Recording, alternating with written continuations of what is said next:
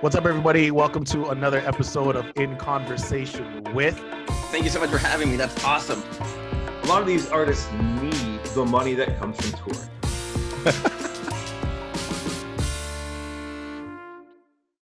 Hey, everybody. Welcome to another episode of In Conversation With.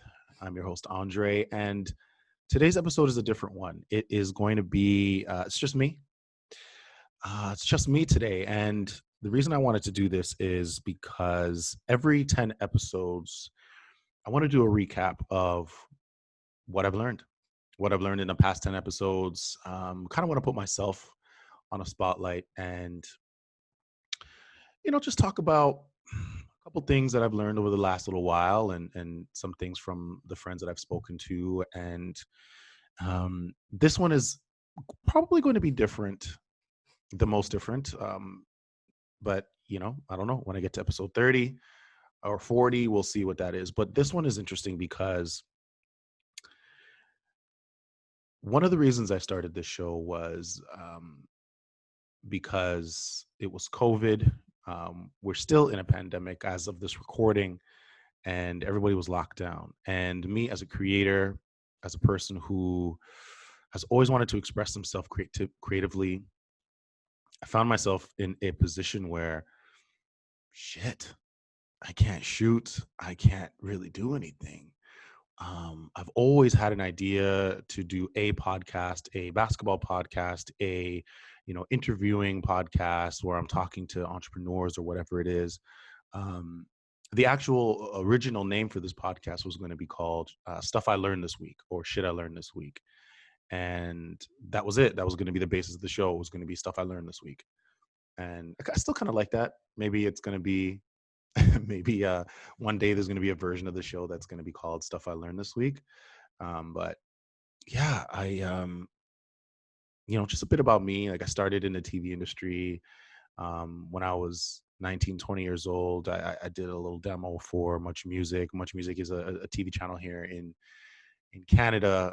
VJs, which are the hosts on camera, throwing to music videos or interviewing musicians. That was like the dream job for me. And I always wanted to do that. But around 22, 23, I was just so ambitious. I said, I could just do that myself. Why don't I just build something and make that myself? And, my friend and business partner at the time, Michael Mitty, who I had on the show, him and I did it. We started a TV show, we did it, and I was hosting and producing the show. And that kind of kicked off my career. And I love interviewing. I love asking questions, thought-provoking questions. I love talking to people that I think are interesting. And, it's funny. That was about 10 years ago, just under 10 years ago. And here we are now, 9 years later, and I'm back doing it. And I don't know why it's taking me so long to get back to this point, but, it reminds me of something that somebody said to me once. It's Mauro Ranello. He's a host. He does mixed martial arts, Pride, UFC, that kind of thing. And he told me once he's never had to apply for a job. He's like one of the best in the business at it. But he told me once he's never ever had to apply for a job. Every job he's ever had since he was about 16 or 17 has been offered to him. And I asked him, how did he figure out what he was so good at where he didn't even have to apply for a job ever in life? And he said something to me that I've never forgotten, and I'm going to repeat to you now. But he said, you know what, Andre, everybody in life knows exactly what they're supposed to do. It's just that we convince ourselves that we want to do something else, and then we go do that thing. I just simply did the thing that I know I'm supposed to do. I know I'm supposed to be a host. I know I'm supposed to be in front of the camera or on the radio, and I did that, and that's it. And I remember Jamie Foxx said something similar to that. And I've heard other celebrities and other successful people say something similar to that. And the reason I'm bringing this up is because I feel like this is what I'm supposed to do. I feel like I'm supposed to be in front of the camera, interviewing people, or being a monologue, being a personality myself. But when I was hosting, when I was in front of the camera, even right now, I feel alive. I feel like this is who I'm supposed to be. This is what I'm supposed to be doing. And, there are a few other people, like when I was in high school, this is one of the things people told me that I should be doing, yo, Dre, you got to be in front of the camera, man. You got to be interviewing people. You got to do this. You got to do that. Or even now, when I meet people and I tell them like, yeah, this is something that I've done in my life. Like I've interviewed people. Um, it's not surprising. People just, they can see it. Yeah, oh, definitely, for sure. I can see you in front of the camera. You should be hosting a show or something somewhere, making a lot of money. Um, so I want to get back to that. I want to get back to doing the things that not only I love doing, but I feel alive doing. And with that, I want to circle back around and talk about some of the things that I've learned during this journey. Um, so I remember interviewing one of my friends, Michael Landry, episode 2, influence agency, online marketing company. Good friend of mine. We've been friends for about 14 years. And when we met working at The Source by Circuit City. It's this electronic store, like Radio Shack, but you go in, you buy your electronics, your phones, your cameras, whatever. And we worked there together. And when I met him, he had been working there already for, I don't know, a year, a couple months, whatever. And the first thing he said to me was, get another job, man. Hey, my name's Andre. My first day, I'm walking up and he's like, get another job, man. And that was it. And we've been friends ever since. And I'm really blessed to have him in my life and have friends like that around me. But the reason I'm bringing up that episode is because there was one point in the episode where he asked me a question, and maybe I'll insert it here, but he said, hey, if the pandemic never happened, would you still be doing this show? And it took me back. I kind of like, oh, I guess not. I guess it wouldn't have happened. I guess I would have found some other way to be distracted with something else and do something else, and it wouldn't have happened. And him asking me that question kind of threw me back. And I thought about it for about a week. And I thought to myself, wow, I guess that's one of the things that I've taken out of this whole COVID pandemic, is that it's forced me specifically, I'm sure it's forced other people, but it's forced me to face myself and look into myself and look at what are the things that I love to do? What are the things that I need?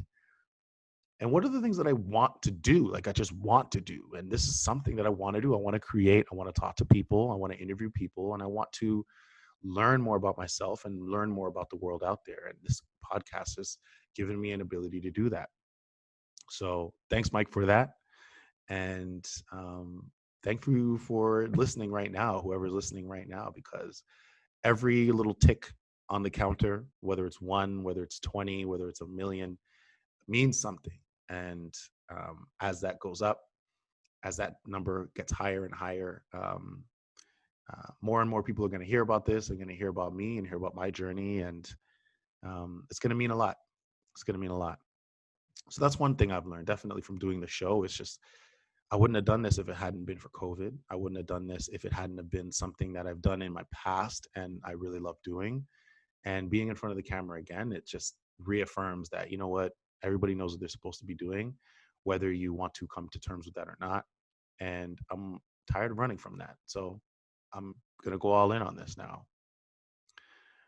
One of the other things that I've learned is that everyone has been through some kind of struggle that they're either currently dealing with or have dealt with before and have come over that.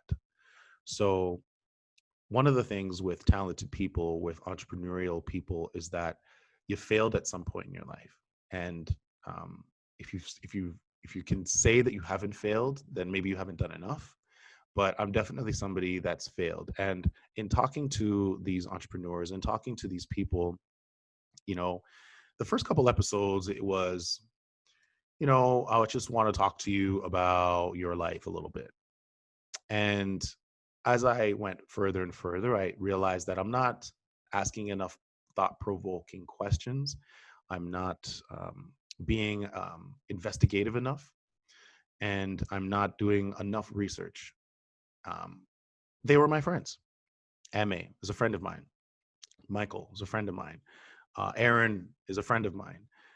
These are all people that I kind of know already a little bit about their career, so I'm not delving as much into figuring out what are the things that you did and didn't do, what are the things you failed at. But, you know, in bringing up Aaron, that episode is great.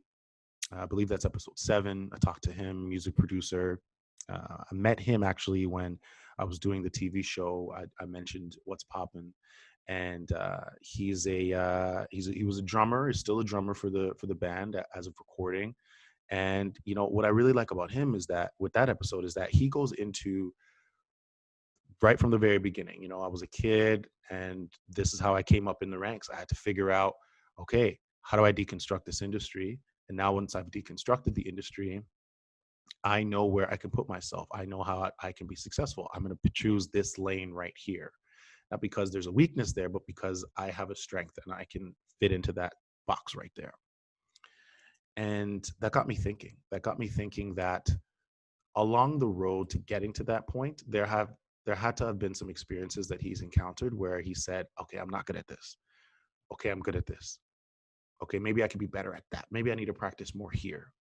And I think that's something that's overlooked by a lot of entrepreneurs or even just people that want to be good at something, want to be good at anything. I was a teacher for a couple of years. I taught video production at a college here in Ontario. Um, and I was with a lot of students that,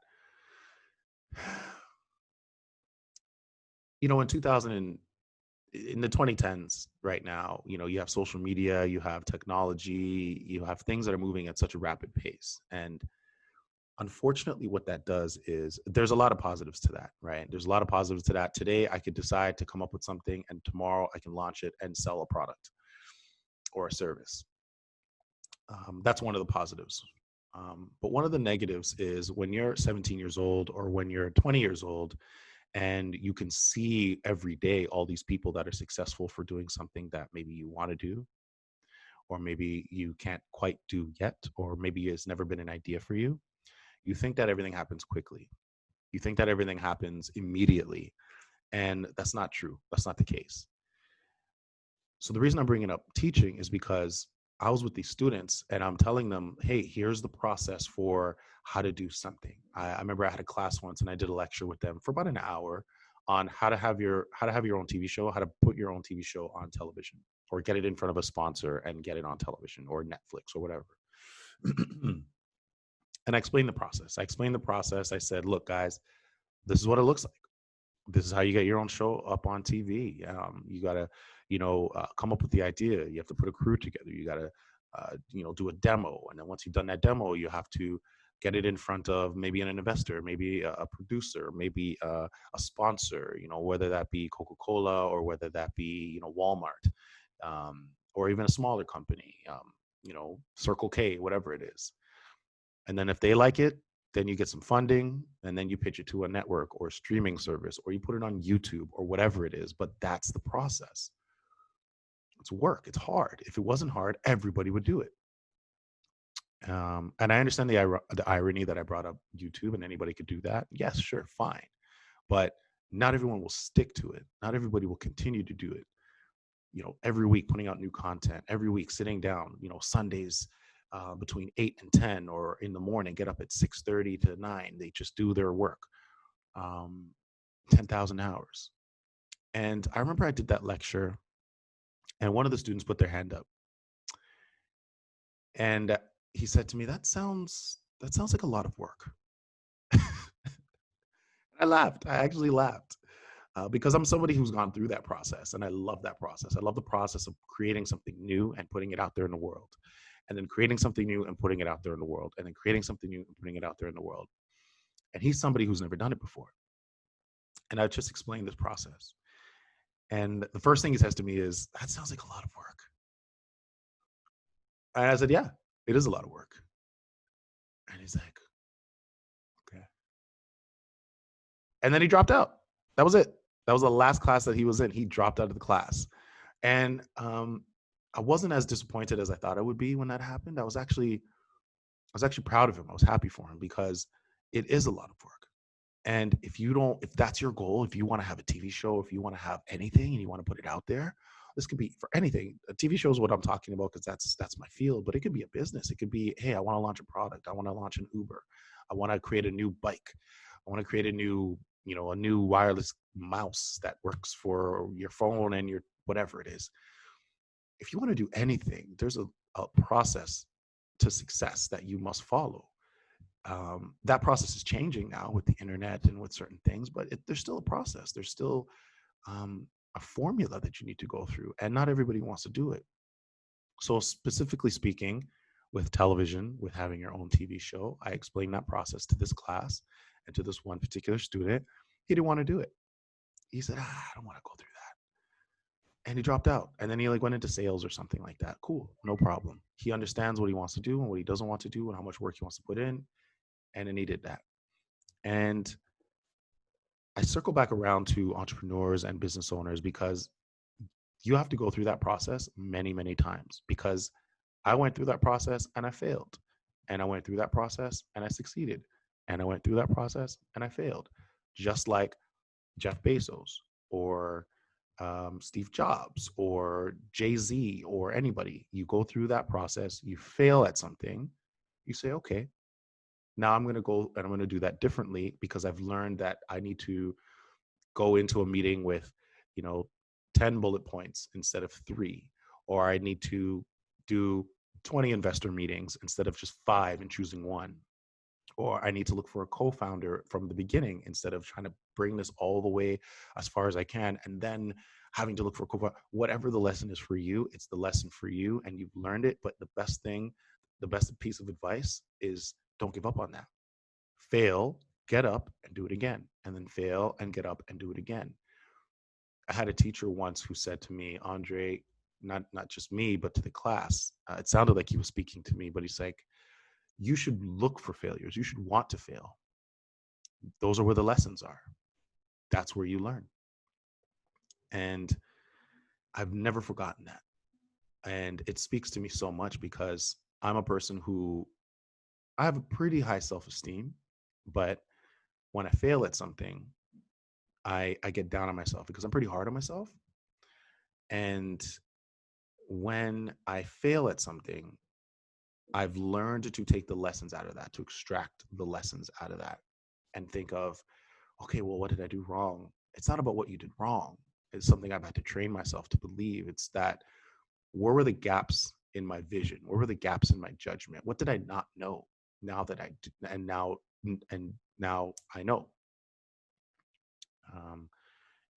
Doing the show with Mike, doing the show with Mitty, and we did What's Poppin', and we ran that show for 2.5 years. I produced, he edited, I hosted it, he shot the show, did the camera operating.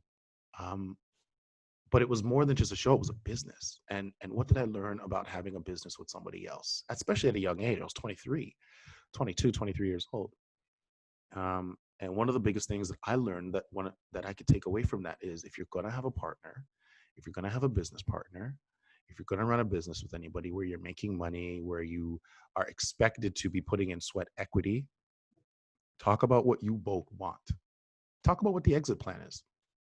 What do you want? Okay, great. We're going to do this. We're going to launch a product. We're going to launch a service. We're going to launch a company, an agency, whatever it is. Okay, what do you want out of this? Are you in this for the rest of your life? Do you want to get acquired? Are you in this just to find the next opportunity? Are you in this just to make money as much as you can and then get out and then find the next thing? What are you in this for? Are you in this because you're bored? Are you in this because of whatever?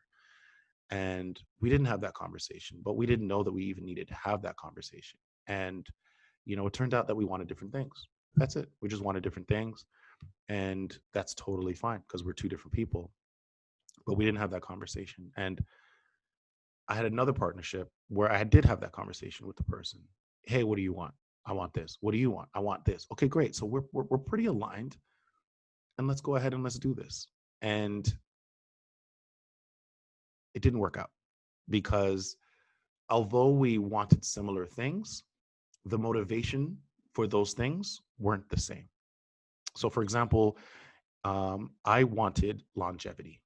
And I wanted longevity because I want legacy. I want to be able to bring people up that look like me or don't look like me, but didn't have the same opportunities I had when I was 19, 20, 21 years old. And I want to provide those opportunities to people. So that was constantly pushing me forward, because if I don't succeed, they don't succeed. That's the way that I saw it in my mind. So I need to keep going. I need to keep pushing forward. The other person, they wanted the same thing, but the motivation wasn't there. The motivation, the drive wasn't necessarily there. So that failed. And that was another partnership that I took a lot from, that I learned a lot from. And I'm going to take that into the next one. And I'm going to take those experiences into the next one. And I'm constantly building myself up to be a better person, to be a better professional, to be a better business partner, and to be a better entrepreneur. One of the other things that I've learned in this time, especially during COVID and a pandemic, and doing a podcast and hosting a podcast and talking to your friends, talking to professionals in your industry, outside of your industry, is that what you say to yourself is really important. And unfortunately, I have the tendency to be pretty hard on myself. I think a lot of people do, but you know, I'm pretty difficult. I'm pretty hard on myself sometimes if I don't do something as well as I thought I should have done it. Um, I, uh, I like I'm pretty hard on myself. I beat myself up sometimes, and um, you learn over time that that's like a voice in your head that comes from something else, whether that's like an upbringing, or whether that's a friend that you had, or whether that's a teacher that you had, or whether that's just like the way that you've been taught to look at yourself. And so the reason I bring this up is because I've recently started doing therapy. And my therapist is online, obviously, with the pandemic. That's what we're relegated to, but it's fine. It's completely the same thing. And it has been one of the best experiences in my life, because what therapy really is I think we've been taught that therapy is like for people that have problems, that have issues. And it's not that way. And the best way that I could describe it is the way that been described to me by someone else. And it was that therapy is really like, uh, it's like hiring a personal trainer, right? Like, you don't look at somebody that has a personal trainer and you think, oh, that person's got problems at the gym. You just look at that person, you think, well, that person has goals and they really want to, crush their goals. They really want to do really well. So they're hiring a professional to help them get to where they want to get. Same thing like therapy, except therapy is self-reflection. It's in your mind. It's you. And if you want to be the best person that you could be, if you want to be the best professional, the best friend, the best lover, you need to understand yourself, and you need to understand why you're doing the things that you're doing, why you're coming off the way that you're coming off. Why do you get triggered in these moments? Why is this your motivation? Why don't you want to do that? Why didn't you want to show up to that party? Why don't you want to answer the phone? Why do you avoid conflict? Why do you run towards conflict? All of these different little things that might happen in your life. And that is really what therapy is. It's the study of yourself. And it's through a party, a person, a therapist, a professional who doesn't know you at all. They're just listening to what you're saying. And it's like they're taking this weave of emotions, all this string, and they're unraveling it for you, and they're raveling it back for you. And so you have these beautiful pieces of yarn, these little balls of yarn that you can now look at, and you can now think, I do this because of this. This is why I'm doing this. And I need to dismantle these systems that I've created in my mind. I told you earlier that I'm hard on myself. That's something that I'm working with. That's something that I'm figuring out. You know, um, I'm pretty independent. Why am I independent? Why don't I want to rely on anybody else? Is it because I don't think I can? And where does that come from? Is that a trust issue thing? Have I been let down in the past? Have I let go of that? Am I even dealing with that? Have I acknowledged that? These are all things that you kind of work through with therapy. And it's great. It's great. And I've learned a lot, and I continue to learn a lot. And I see my therapist every week, and it is the highlight of my week every week. And we have a great relationship, and I've learned a lot in this time. And it's helped me be a better, more empathetic, more understanding person, but more importantly, friend. And when I talk to my friends now, I'm really listening to them. I'm really doing my best to understand them. And I think I'm doing a better job at letting them in and letting them understand where I'm at. And you know what? It's actually strengthened a lot of my relationships, which in turn just makes me better and makes them better. And it's just this constant machine that feeds itself, and it all starts with therapy. It all starts with you wanting to be a better you. And that's something I've learned in this COVID pandemic. It's that you can't do it alone. Everybody does therapy. Everybody from you know your favorite comedian all the way up to Oprah, you know, and executives at Google, anybody. It's therapy, it's meditation, and those things uh, are things that you need to do because they help you be a better you. And I'm really happy that I'm taking therapy, and I think everybody should do it. This started off as something that allowed me to get my mind off of what was happening and just connect with some people and create content out of it at the same time. But what I want to do now is I want to evolve. And as I'm evolving, as I'm understanding myself more, as I'm getting better, the show has to get better too. And so this is the end of season 1. Season 2 will be better everything. It'll be a better me, most importantly. It'll be rebranded. It'll look the part. It'll look neater. It'll look nicer. But also, there'll be more format involved. There'll be more structure involved. And I really want to go all in on my digital strategy. I really want to go all in on the marketing aspect of things. I want it to sound good. I want it to look good. And not just having conversations with my friends about friend stuff and like what they're doing, but more so delving into in more investigative discussions. What your business looks like. How did you get to where you are? What are some of the failures that you've experienced and overcome? So those are really, really important things that I want to do. And I just want to refocus. I want to refocus. Creating content is something that's really important to me. And developing a show and developing multiple shows and developing multiple pieces of content is something that's always been a part of my mantra. And I want to start with myself. And if I can do that with myself, then I can do that with other people. And I know that doing in conversation with is going to be something that it's going to lead to bigger and better things. And it's going to help me understand myself a little bit better and understand entrepreneurs a little bit better. And it's content that I'm really passionate about. And I want to produce that content. So here we go. This is the last episode 10 of season 1. I'm going to do these kind of one-on-ones with you guys at the end of every season as kind of a recap and what I've learned and what I'm looking forward to doing next. And so I'm going to take a bit of a break, refocus, figure out what I want my content to look like. And that's going to be it. So hit me up if you have any questions, you want to be on the show, you have any comments on what you thought of season 1. But that's it from me. So this is Dre, end of season 1 in conversation with. Hope you guys enjoyed it, watching it, listening to it as much as I enjoyed making it. And I'll see you next time. Season 2 on the way. Peace.